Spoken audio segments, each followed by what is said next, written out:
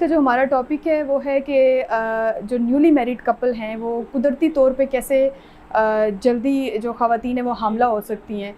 उससे रिलेटेड हम डिस्कस करेंगे। जो पहले तो बात ये कि जो जिनकी एज 35 से ऊपर है वो ख़ातून या जिन कपल्स में ब्लड प्रेशर, शुगर,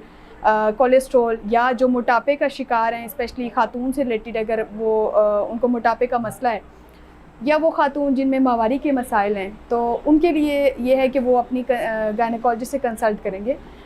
लेकिन जिनमें जो नॉर्मल साइकिल चल रहा है, नॉर्मल उनका रेगुलर साइकिल है, मंथली उनको साइकिल अपना नॉर्मल होता है या उनमें कोई और प्रॉब्लम नहीं है, उनके लिए क्या ऐसे तरीके हैं कि वो जल्दी हामला हो सकती हैं।